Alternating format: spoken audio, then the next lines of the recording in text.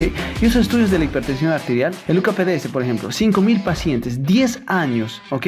Ellos compararon IECA versus beta bloqueantes en pacientes diabéticos con metformina, sulfonilurias, ¿ok? Bueno, el año. ¿Y cuál fue el objetivo, el resultado más importante del UKPDS? Si tú tratas estrictamente la diabetes y la hipertensión arterial, los resultados son muy alentadores. El UKPDS demostró que si tú bajabas a un paciente simplemente en 1% la hemoglobina glucosilada, ya le estaba salvando de hasta un 43% de alteraciones micro y macrovasculares, ¿ok?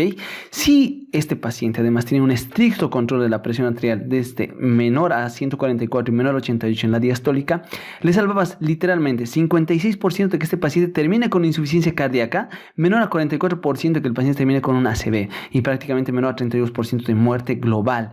Entonces, obviamente, si tratar a un paciente, por eso literalmente al inicio del video les decía, si tú ves un paciente, tienes que verlo con cara de que se va a morir por 2 veces más. Y fíjate, si tú lo tratas bien, ¿qué vas a lograr? Hasta salvarle la vida en un 50%, ¿ok? Bueno. El estudio ALAT del 2002, sí, bueno, hago una pausa para explicarles. Estos estudios generalmente no los preguntan casi en la facultad. En la mía sí me la preguntaban. Y obviamente además, aunque no te los pregunten, es muy importante que tú sepas por qué yo debo dar un grupo de fármacos, ¿sí? Y además con esto vamos a justificar qué fármacos tienes que terminar estudiando bien, porque esos fármacos se recomiendan para tratar, ¿ok? Bueno, el ALAT dijo, no hay diferencias significativas entre estas 3 drogas. ¿Cuáles son estas 3 drogas? Los YECAs, los calcioantagonistas, los diuréticos, ¿ok? Puedo dar estos 3 y desde este estudio se empezó a utilizar de que los diuréticos serían los de primera elección para cualquiera, ¿ok? Bueno, y bueno, demostró además que en pacientes diabéticos debo comenzar con YECA y ERA2 porque estos demostraron ser superiores que cualquier otro antihipertensivo para tratar la nefropatía diabética y mejoraba la respuesta de protección renal. Entonces, desde este año también se empezó a decir que los YECAs y ARAs son fármacos protectores renales, ¿ok? Bueno. Entonces el estudio de ALAT termina diciendo, diuréticos son de primera elección, puedo utilizar para cualquier esto, me sirve para prevenir mejor insuficiencia cardíaca, ACVs, insuficiencia renal, ¿sí? Y nunca debo dar alfa bloqueantes, porque en este estudio se comparó alfa bloqueantes. Entonces cuando tú estudies en tu libro alfa bloqueantes directamente como antihipertensivo, es mejor que lo leas, o si no lo lees no hay problema, porque no es importante, porque no se usa, y sería una locura que un docente te pregunte eso, porque es un fármaco que no te va a servir saberlo para la vida, ¿ok? Bueno, y ya en la revista Circulación en el 2005 salió este artículo que compararon Alisquiren con Irbesartán. Bien, ¿cuáles fueron los resultados? El Alisquiren sí es un fármaco que sí puede utilizarlo, mucha atención, hasta este año, en 2005, y demostró ser más efectivo que el Irbesartán. ¿Ok? Bueno. Pero más adelante esto se desmiente. Sí, esto es como una película. El estudio HOPE-3 demostró que la terapia combinada reduce hasta un 40% el riesgo vascular en hipertensos. Acá se tomó que pacientes con hipertensión arterial, ya no con diabetes, sino con hipercolesterolemia. Y empezaron a hacer estas comparaciones. ¿Ok? Miren, 12.000 pacientes, 6 años, 21 países. Wow. Bien, la rosuvastatina es efectiva para la prevención de evento cardiovascular solo o con antihipertensivo. Los antihipertensivos solos no bajan el riesgo cardiovascular como lo haría cualquier estatina, ¿ok? Entonces, es mejor dar que una estatina, tratar la hipertensión arterial del paciente de manera estricta, como demostró UKPDS, y también tratar la hipercolesterolemia del paciente, ¿ok? Y esos 2 terapias tienen efecto sinérgico positivo, ¿sí? Bien, entonces aquí tenemos las ventajas, ¿sí? Vemos que hay una disminución hasta un 3% a un 5% de riesgo de muerte. De manera global, hasta un 40% en riesgo cardiovascular en pacientes hipertensos. Bien. El estudio de altitud en 2009 y al 2011, miren, en 8.000 pacientes, solo se quedó en fase 3 porque fue suspendido. ¿Por qué? Porque acá dijeron, muy bien, si el Alisquiren está siendo muy bueno para tratar la hipertensión arterial, entonces lo vamos a utilizar. Pero sucedió un problema. Empezaron a dar Alisquiren solo y Alisquiren combinado con YECAs y ARAs, y también YECAs y ARAs combinados. Y bueno, en pacientes diabéticos sobre todo les trajo aumentó la mortalidad de los pacientes sometidos a este estudio. Entonces dijeron mejor lo suspendemos acá. Entonces, resultados, están contraindicados en diabéticos y en enfermos renales, ¿sí? Bien, están contraindicados en la mayoría de los pacientes. Por eso el Alisquiren tampoco es un fármaco que lo tengo que aprender bien, porque igual no lo voy a utilizar, ¿sí? Bien, y acá también se demostró que no debo dar YECAs y ARA juntos también, no tienen efecto sinérgico. Bien. Bien, el estudio Sprint, el estudio Altitude, no al Ischirén solo ni asociado, eso tiene que darles claro, ¿listo? Muy bien. El estudio Sprint en 2012, miren, 9.000 pacientes, agarró y dijo lo siguiente: si hay un mejor control de la presión arterial, necesita por lo tanto, más antihipertensivos y lamentablemente esto va a generar más efectos adversos. Y comparó bajar la presión arterial de 130 a 120, ¿sí? El objetivo que nosotros tenemos ahora es 130, pero ellos dijeron, no, el objetivo tiene que ser 120. Y empezaron a utilizar tiazidas, betabloqueantes, alisartán, etc. Bien, entonces, ¿cuál fue el resultado de bajar la presión arterial de un paciente hipertenso a 120 de manera muy estricta? Redujo el riesgo de muerte hasta un 27% de cualquier causa, hasta un 53% de cualquier causa cardiovascular, IAM, insuficiencia cardíaca, accidente cerebrovascular. Pero los efectos adversos aumentaron hasta un 4%, 4.7%, y los fármacos antihipertensivos tuvieron que utilizar casi 3 fármacos antihipertensivos para lograr tener este resultado. ¿Ok? Bueno, y finalmente, ya terminando los estudios, el octavo consenso. Y seguro que esto te lo van a preguntar siempre. Es un clásico de los profesores de farmacología. Bueno, el estudio, en realidad este no es un estudio, simplemente es una revisión bibliográfica de muchos estudios con 48 panelistas, etc. Bien, ¿qué dijeron ellos? Hay que subir la dosis, hay que asociar y hay que remitir. O sea, si tú tratas a un paciente y no está funcionando con el primer fármaco que escogiste, le subes la dosis. Si al subir la dosis no controlas la hipertensión arterial, tienes que asociar. Y finalmente, si no funciona con eso, tienes que remitir a un especialista. ¿Ok? Bueno, y este resultado nos dijo lo siguiente: debes comenzar a tratar la hipertensión arterial. El objetivo para ellos todavía era menor a 140. El goal para mantener la presión arterial es menor a 140. Y das a cualquiera, con o sin diabetes, ARA2, IECAS, calcio antagonistas y tiazidas. Bien, estos por lo tanto tengo que saberlos, chicos, ¿ok? Bueno, raza negra, tiazidas y calcio antagonistas, nada más, porque los otros no responden bien a ellos. Mayor a 60 años, el objetivo es 150-90, ¿sí? Que esté la presión en esos rangos. Y finalmente, en paciente con enfermedad renal, con o sin proteinuria, pero cualquiera, o sea diabético, sea enfermedad renal crónica, sí o sí es mejor tratarlo con IECAS y ARA2 porque son protectores renales, ¿sí? Finalmente, el 2017, lo que les dije al inicio del video, Laja sacó su guía, y el 2018 también la Sociedad Europea. Y desde ahí se maneja este objetivo. Ya no es paciente hipertenso arriba de 140, sino arriba de 130. Por eso los de la AJA ven gente hipertensa por todas partes. Bueno, y esto es lo que vamos a terminar armando en un rato, pero yo necesito que ustedes sepan ahora cada mecanismo de acción y cada farmacocinética. Y por lo tanto comenzamos comenzamos estudiando antagonistas del sistema renina-angiotensina-aldosterona. ¿Ok? Bueno. Aquí, gracias, cuando el paciente se sana, gracias a Lord Satan, ¿ok? Prieles y sartanes, ¿sí? Nada más. Inhibidores de la enzima convertidora IECAS, lo que habíamos visto. Esos son fármacos de primera línea. Acá está el enalapril, lisinopril, que es lo que más hay acá en Latinoamérica. Los antagonistas del receptor también son fármacos de primera línea. Losartán, candesartán, telmisartán, esos los tenemos también acá en Latinoamérica. Y inhibidores de la renina, alisquirén. Ya sabemos que esto es mejor que ni siquiera lo mostremos, pero bueno, ahí está por teoría nada más. Estos son los fármacos más usados. Es más, cuando tú tengas duda de comenzar un fármaco antihipertensivo a un paciente, tal vez sería una buena opción comenzar con cualquiera de estos dos. ¿Bien? Mecanismos de acción, ya dijimos. Renina, bloqueada por el alisquirén. ECA bloqueada por las IECAS. Bien. Mucha atención acá, antes de que lo bloqueemos. La enzima convertidora de angiotensina, fíjense lo que hace. Convierte a la angiotensina en angiotensina 2, vasoconstrictora. Pero a la vez, la enzima convertidora de angiotensina degrada ¿a quién? A la bradicinina. Y la bradicinina es un vasodilatador que libera óxido nítrico y hace hiperpolarización de la fibra muscular lisa. Por lo tanto, si tú degradas la bradicinina, no hay este efecto, ¿sí? No hay vasodilatación, no hay el contrarrestante de la angiotensina 2, ¿ok? Bueno, fuera de eso, la bradicinina también produce tos, es una de sus, estimula las fibras que van a producir tos, ¿ok? Entonces, cuando tú inhibes la enzima convertidora de angiotensina en el núcleo zinc, etcétera, bueno, eso no sé si te lo preguntan, te lo pongo, ¿ok? Bueno, lo que haces es que bloquear que la angiotensina no se convierta en angiotensina 2. Muy bien, ahí ya tenemos un efecto antihipertensivo. Pero además evitas que se degrada la bradicinina y por lo tanto aumentas óxido nítrico, que es vasodilatador, hiperpolarización de la fibra y por lo tanto si hay hiperpolarización, eso no se va a despolarizar. ¿Eso qué quiere decir? Vasodilatación permanente. Pero lamentablemente, si no degradas la bradicinina, eso en algunos pacientes puede producirles tos, que sería el efecto adverso más molesto de los IECAS. Los ARA2, por otro lado, bloquean al receptor de angiotensina 2, que ya lo vimos. Y bien, bueno, vamos a la farmacocinética rápidamente. Todos se absorben de manera muy bien, excepto la lisquiren. Las dosis, vamos a las dosis. Las dosis las vas a tener que leer, ¿sí? Bien, el enalapril es un fármaco que se tiene que acumular, entonces te vamos a dar por dosis gradual. Pero la única diferencia de los demás es que el enalapril a la primera dosis sí va a producir una gran caída de la presión arterial, o sea, puede producirte hasta hipotensión, ¿ok? Pero después poco a poco esto se va a ir regulando y finalmente te va a dar un control mejor de la presión arterial, sí, de manera gradual. El losartán, pero esto ya está muy estudiado, a las 4 semanas, recién el fármaco empieza a hacer su efecto. Tanto el enalapril como el losartán son profármacos, ¿ok?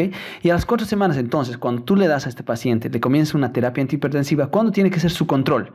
Obviamente en 4 semanas, porque a las 4 semanas recién el losartán te va a dar un efecto adecuado del manejo de la presión arterial en este paciente, ¿ok? Bueno, la aspirina no se usa. Bien, entonces, indicaciones. Hipertensión arterial primaria, muy bien.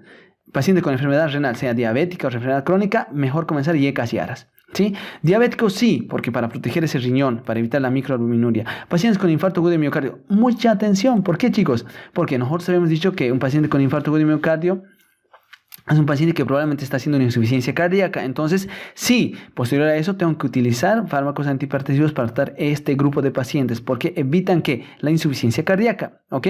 Bueno, y acá está, la insuficiencia cardíaca como tal, la va a evitar. Entonces, muy, muy buen fármaco que no solo es antihipertensivo, sino también anti-insuficiencia cardíaca. Bien, nunca en embarazadas, chicos, ojo, no mana, haniwa, never, nel, nunca, jamás de los jamases dar a una embarazada porque son teratogénicos, ¿ok? Bueno, efectos adversos, sí, angioedema, tos, enalapril sobre todo, ¿sí? Bueno, acá vamos a ver los efectos adversos a nivel hiponatremia, hipercalemia. ¿Esto a qué les suena? Hiponatremia, hipercalemia, ¿a qué les suena? ¿Recuerdan? Cuando veamos el video de diuréticos, esto les suena a que, ¿qué es lo que yo voy a terminar no elevando acá, no liberando? Si no hay angiotensina 2, no hay que aldosterona. En realidad tú le estás produciendo a este paciente hipoaldosteronismo. Y al producirle hipoaldosteronismo, ¿cuál es el efecto adverso del hipoaldosteronismo? O sea, de que haya poca aldosterona. El aldosterona, tienes que acordarte, la aldosterona, ¿qué hace la aldosterona? Si le estoy diciendo ahí la respuesta en el nombre. ¿Reabsorbe qué? Sodio, aldosterona, reabsorbe sodio y elimina potasio. Entonces, si este paciente no tiene aldosterona, no tiene ¿qué? Sodio, no tiene sodio y no puede eliminar potasio. Por lo tanto, hiponatremia e hipercalemia. ¿Ok? Bueno, ya les querían lo demás. Bien, ¿esto los puedo combinar con quién? Los puedo combinar con diuréticos tiacídicos, porque los diuréticos tiacídicos evitan la hiper y la hipocalemia, ¿sí? Muy bien, no sería bueno darlos con ¿quién? Con AINES ya vimos, con beta bloqueantes, con ahorradores de potasio porque hacen hipercalemia y si tú le das un ahorrador de potasio le haces más hipercalemia, una arritmia, ¿sí? Con heparina también puede dar y con antiácidos disminuye su absorción y menor efecto con AINES. Mucha atención, chicos, porque los AINES sí hay que tener mucho cuidado en pacientes. Sí, tú puedes desencadenar una crisis hipertensiva porque le diste un AINES, por ejemplo, ¿ok? Bien, vamos a contraindicaciones, ¿sí? Alergia, renal, embarazo, esto ya lo vimos, ¿ok? Bueno, una pregunta de examen muy clavada acá es que estenosis de la arteria renal. La estenosis de la arteria renal, ¿sí? Va a terminar produciendo una hiperactividad de este sistema. Entonces, cuando tú le das a este paciente, haces que haya más isquemia renal, ¿sí? Por lo tanto, pregunta clave de examen. Nunca dar tampoco en estenosis de la arteria renal. Bien, diuréticos ahora, ¿sí? Bueno, cuando revisas tu reloj y es hora de tomarte tu furosemida. Miren este edema mortal, ¿no? Bueno, chicos, bien, en diuréticos ya vimos lo que tenemos que ver de ASA, tiacídicos y antagonistas del receptor de aldosterona. Ok, bueno, mucha atención. Diuréticos de ASA, ¿para qué utilizamos la furosemida? Ya lo dijimos, solamente emergencias, ¿sí? De manera crónica, muy difícil ver a un paciente que reciba furosemida de manera crónica para tratar hipertensión arterial, pero sí hay, en algunos casos sí se puede utilizar, pero más cuando no tengas que tratar porque, o sea, te dice la guía, tratar la emergencia hipertensiva con nitroprusiato, Sí, pero ¿tienes nitroprusiato a mano en tu hospital o por lo menos en tu centro de salud? No. ¿Qué es lo que sí hay a mano? Siempre hay furosemida. Entonces está dentro del manejo de las emergencias hipertensivas tratar con furosemida, ¿ok? Bueno. Primera línea, tiacídicos, esta sí, nosotros la vamos a utilizar. Y clortalidona, bueno, solamente por el tiempo de vida, la clortalidona. Y estos sí van asociados, ¿ok? Estos sí pueden ir asociados como pueden ir solos, ¿ok? Porque la guía te dice, comienza con diuréticos. Eso lo vimos en el estudio de las guías de manejo de la hipertensión arterial. Pero ahora ya puedes comenzar con yecas o aras y finalmente puedes terminar asociándolos. Bien, mecanismos de acción. Hay un video que yo hice en fisiología que también te recomiendo que lo veas. Es un video de modificación de la función tubular renal y ahí te va a quedar más claro todo esto que lo voy a explicar de manera muy rápida acá para que podamos entender nada más. Bien. Segmento ascendente del asa de Henle se absorbe el 25% de agua juntamente con sodio, 2-cloro, potasio, con esta bomba. Listo. Acá se reabsorbe el 10% de agua más sodio y cloro. Y acá se reabsorbe finalmente el último 5% de agua gracias al sodio, pero se elimina hidrogeniones y potasio. Bien, ¿qué pasa entonces en este primer segmento? Si tú le das un diurético de asa a este paciente, ¿sí? Vas a evitar que se reabsorba agua juntamente con sodio, con potasio. Entonces, ¿qué le vas a terminar produciendo a este paciente? Hiponatremia, hipocalemia y además lo vas a deshidratar. Obviamente esto le va a bajar el gasto cardíaco y le va a bajar la presión arterial. ¿Sí? Muy bien. ¿Cuál va a ser el efecto adverso? El efecto adverso nos vamos a ver acá. Es como que el túbulo contorneado distal le diga, oh, puta, los del tubo los del asa no están trabajando. Entonces yo empiezo a trabajar de más. Trabajo de más. ¿Sí? Y finalmente llega acá y dice, los de arriba no pueden hacer su trabajo. Entonces, este túbulo colector reabsorbe mucho sodio, pero a diferencia de eso, que a cambio del sodio que se reabsorbe, ¿quién va a salir acá? Hidrogeniones. Si pierdo hidrogeniones, este trastorno, ¿cómo se llama? Si pierdo hidrogeniones, pierdo ácidos. Entonces, este paciente va a tener alcalosis metabólica. Y si pierdo, y obviamente, si meto mucho sodio, ¿a cambio de quién? De que salga potasio. Este paciente va a terminar teniendo más hipocalemia, ¿ok? Hipocalemia. Entonces tengo todos los trastornos acá. Lo mismo va a pasar acá. Y esto es el más importante. Las tiacidas bloqueo este canal. Y entonces los del túbulo contorneado, del túbulo colector van a decir no trabajan los del túbulo contorneado distal. Entonces, ¿yo qué hago? Retengo más sodio y saco ¿quién? Hidrogeniones y potasio. Por lo tanto tengo alcalosis metabólica y tengo ¿qué? Hipocalemia, ¿ok? Porque estoy perdiendo hidrogeniones. ¿Ok? Bueno. Además, las tiacidas tienen otro efecto. Abren los conductos de potasio. O sea, en una célula cualquiera, si tú te acuerdas, los conductos de potasio hacen que el potasio salga. Si yo pierdo potasio, cargas positivas, recuérdate, esas cargas positivas se pierden, la membrana celular se queda hiperpolarizada, se queda en negativo, por lo tanto no se despolariza, no se contrae. Bien, además, otro efecto, aparte de hiperpolarizar la membrana celular de las fibras musculares, ¿qué hace? Cierra el canal de calcio tipo L. Y lógico, si no entra el calcio, ¿quién más no entra? No hay contracción. Entonces, estos son los otros efectos dentro del mecanismo de acción que tienen las tiacidas para producir un efecto de antihipertensión. Sí, porque a la larga, si te das cuenta, el cuerpo va a intentar compensar por estos sistemas que te expliqué en un instante, para intentar compensar que se esté perdiendo mucho líquido. ¿Sí? Ok, bueno, los antagonistas del receptor de androstenona solamente retienen potasio, ¿sí? Evitan esto, evitan que el sodio se reabsorba y por tanto evitan que se elimine ¿quién? Potasio e hidrogeniones. ¿Cuál va a ser el trastorno? Entonces, si no puede eliminar hidrogeniones, acidosis. Si no puede eliminar potasio, hipercalemia, ¿ok? Bueno, hay muy buena absorción. Ahí tenemos las dosis y generalmente la furosemida la vamos a dar por vía endovenosa para tratar emergencias hipertensivas. El tiempo de administración, y bueno, eso lo vamos a ver, eso lo pueden leer con calma, ¿sí? Vamos a lo más importante. Sí, la distribución, casi en un 60-10%, metabolismo hepático.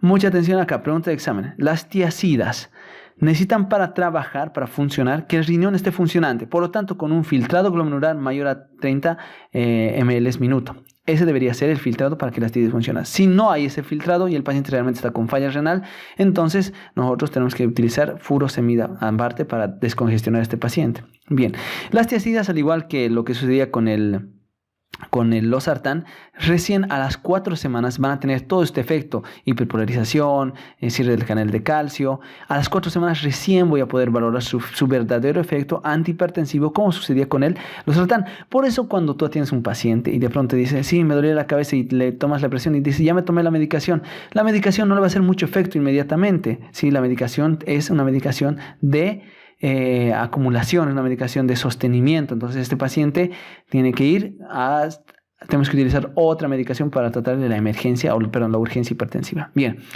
Hipertensión arterial primaria, sí, las tiazidas, sí, evidentemente, y si las podemos dar combinadas, tal vez la espironolactona para tratar eso, sí, para tratar las tiazidas en hipocalemia y la espironolactona contrarrestan esa hipocalemia. Muy bien. La furosemida para la enfermedad renal crónica, ya vimos por qué, por el filtrado. En los diabéticos sí voy a comenzar con tiazidas, pero mucha atención porque las tiazidas pueden subir la glucemia, pueden ser más intolerantes a la diabetes, intolerante a la insulina, y pueden subir hasta los ácidos grasos. Entonces en diabéticos lo voy a poner un poquito como que sí, como que no, lo voy a poner en una balanza. Pacientes con Men in Blacks, pacientes de raza negra, sí, voy a comenzar con tiazidas, es evidentemente sí. Y en emergencias hipertensivas ya vimos por qué la furosemida, la espironolactona y la furosemida en insuficiencia cardíaca puede ir, hasta incluso las tiazidas irían muy bien, porque la espironolactona vimos que sí, la aldosterona también causa hipertrofia miocárdica. Si tú le das espironolactona, también evitas eso en una insuficiencia cardíaca. Además que lo descongestionas al paciente porque no está pudiendo hacer su función de latir, insuficiencia cardíaca. Bien, en la osteoporosis puedo dar, paciente con hipertensión y osteoporosis, tiazidas. Porque las tiazidas, ¿qué hacen? Me ahorran el calcio, evitan que el calcio se elimine. Bien, efectos adversos, mucha atención. DEASA, ya vimos. Hiponatremia, hipocalemia, ya vimos por qué. Y alcalosis metabólica, listo, o toxicidad. Tiazidas, hiponatremia, hipocalemia, hipercalcemia, sí, que puede ser muy bueno para osteoporóticos, pero en pacientes que tengan, por ejemplo, un hiperparatiroidismo, sería muy malo porque van a retener mucho calcio, van a empezar a hacer calcificaciones y van a hacer arritmias, ¿ok? Bueno, otro efecto adverso es la gota. Pacientes que reciben diuréticos de asa y tiazídicos, la gota puede ser un efecto adverso muy importante. Entonces, lo que me sucedió una vez, un médico le cambió la clasificación, la medicación, paciente le asoció tiazida, pero no le preguntó que tenía el paciente antecedentes de gota, y a los 3 días, a los 5 días, el paciente empezó con un ataque agudo de gota. ¿Okay? Entonces hay que tener mucho cuidado a la hora de seleccionar esto. Disfunción eréctil, resistencia a la insulina. Antagonistas del receptor de aldosterona, disfunción eréctil, ginecomastia, esto es lo más preguntado en este grupo, ¿sí? Hiperplasia benigna de próstata, hiperpotasemia, acidosis metabólica. Bien, ok, acá, ¿con cuál se puedo dar? Potencian las tiazidas desde ya potencian a cualquier antihipertensivo, o sea, generalmente van asociadas por eso. Siempre potencian a cualquiera, ¿sí? Bueno, lo ideal sería darle con ahorradores de potasio para evitar su efecto hipocalemiante. Bien, las tiazidas pueden, por su efecto hipocalemiante, producir intoxicación por digital si el paciente recibe digital, ¿sí? Además, obviamente, como con cualquier AINE, se van a antagonizar, ¿sí? Bueno, con antagonistas de la aldosterona, por ejemplo, que van a producir hipercalemia, YECA y ARA2. Bien, ok, contraindicaciones. Veamos aquí. Ototoxicidad, obviamente no para los diuréticos de asa. Hiperparatiroidismo primario para las tiazidas y la espironolactona para enfermedad hepática. Bien, vamos a aquellos que son receptores del canal de calcio, no, antagonistas del receptor de calcio, ¿sí? Acá nosotros vamos a acordarnos de los dipinos, dihidropirimidínicos y no dihidropirimidínicos. Bien, los dipirimidínicos son los más usados, terminan en pino prácticamente,